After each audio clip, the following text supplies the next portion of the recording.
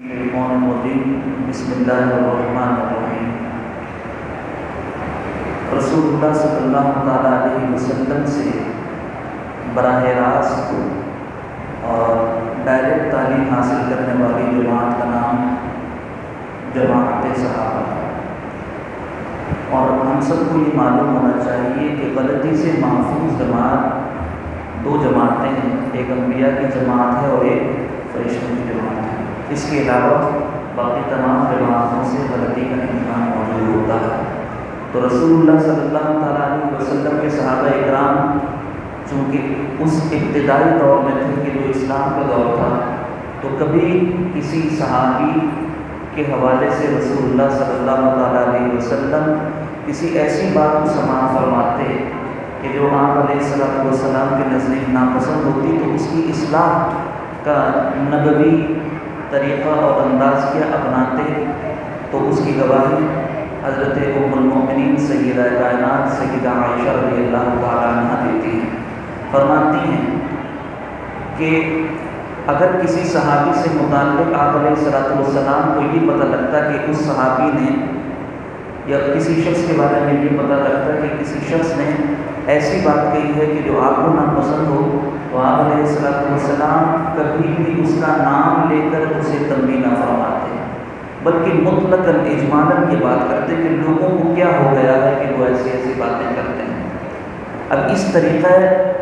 اصلاح میں کیا حکمت پوشیدہ ہے؟ وہ حکمت یہ پوشیدہ ہے کہ اگر آپ کسی کو براہ راست نام لے کر کسی مجلس میں یا کسی محفل میں یا اپنے سامنے براہ راست کسی کو نام لے کر اس کی اصلاح کی کوشش کریں گے، تو یہ اس کی مجلس میں شرمندگی کا باعث بن جاتا ہے۔ اسی طرح حضرت انس بن مالک رضی اللہ تعالیٰ عنہ کی گواہی، بخاری شریف کی حدیث، فرماتے ہیں کہ ایک شخص مسجد نبی میں نماز کے دوران اسے رسول اللہ صلی اللہ تعالیٰ علیہ وسلم نے دیکھا کہ وہ اپنی نظروں کو دوران نماز آسمان کی طرف اٹھا رہا ہے، تو آپ علیہ السلام نے اس موقع پر بھی اس شخص کا نام لے کر نہیں ارشاد فرمایا، بلکہ مطلقاً ارشاد فرمایا کہ لوگوں کو کیا ہو گیا ہے کہ وہ نماز کے دوران اپنی نظروں کو آسمان کی طرف اٹھاتے ہیں، اور پھر بڑی شدت سے اس کا حکم ارشاد فرمایا کہ لوگوں کو ایسا نہیں کرنا چاہیے، کیونکہ جو شخص ایسا کرے گا کہ نماز کے دوران اپنی نظروں کو آسمان کی طرف اٹھائے گا یا آگے پیچھے گھمائے گا، تو عنقریب ان کی نظروں کو اور بینائی کو اوجھل دیا جائے گا۔ تو یہ تو حکم ایک الگ ہے، یہ تو نماز کے حوالے سے، لیکن اسلام کا یہ پہلو جو آقا علیہ السلام کی سیرت طیبہ سے ہمیں ملتا ہے، اسے اپنانے کی حاجت ہے۔ ہمارے معاشرے میں بہت کم لوگ ہمیں ایسے ملتے ہیں کہ جن کے مزاج میں ٹھہراؤ ہوتا ہے، یا جن کے مزاج میں شائستگی ہوتی ہے، یا جن کے مزاج میں یہ احساس ہوتا ہے کہ مجھے سامنے والے کی غلطی کو کیسے درست کرنا ہے، اور سامنے والا کوئی بھی ہو، اس سے یہ مراد نہیں ہے کہ وہ گھر کے باہر کا ہو۔ بہت سارے لوگ ایسے ہیں کہ جو اپنی اولاد کے معاملے میں بھی اس بات کا خیال نہیں رکھتے، گھر میں 4 بندوں کے سامنے ان کو ذلیل کر دیں گے، 2-4 گالیاں دے دیں گے کسی غلطی پر، چاہے بیٹا ہو، بیٹی ہو، بیوی ہو۔ خاندانی معاملات میں بھی اس طرح کی باتیں نقصان دہ ثابت ہوتی ہیں۔ آپ علیہ السلام کی سیرت طیبہ کا یہ ایک حسین پہلو ہے کہ جسے ہمیں اپنانا چاہیے اپنی انفرادی زندگی میں بھی، اپنی اجتماعی زندگی میں۔ ہر بڑے کو جسے بھی اللہ رب العالمین نے ما فوق کا درجہ دیا ہے، یعنی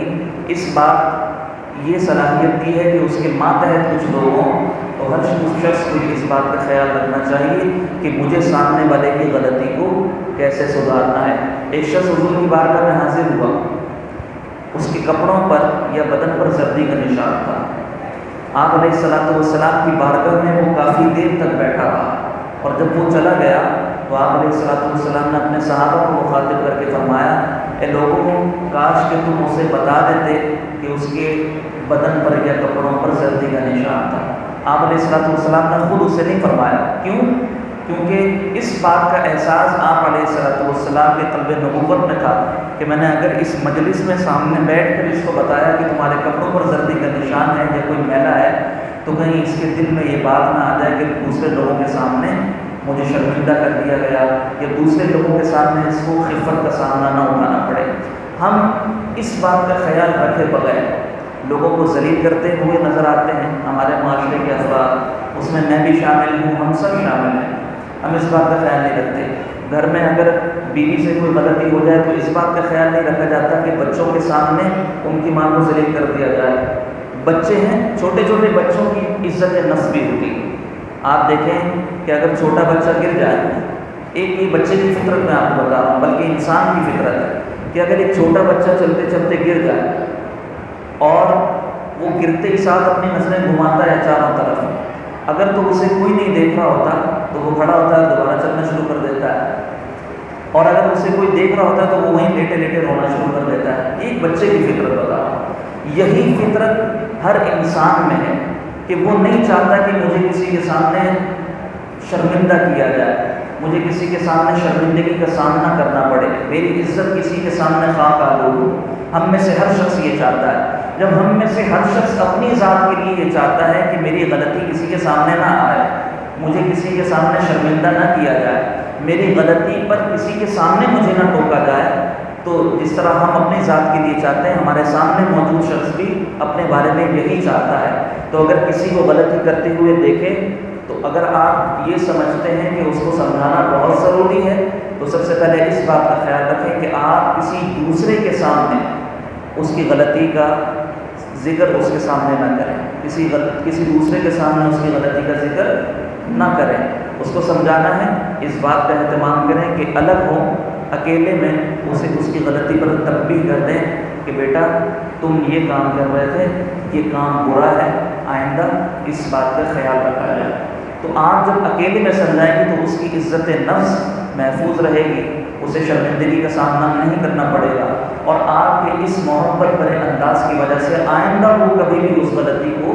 نہیں کرے گا. جبکہ اس کے برعکس اگر آپ لوگوں کے سامنے اس کی غلطی سے پردہ اٹھائیں گے تو پھر وہ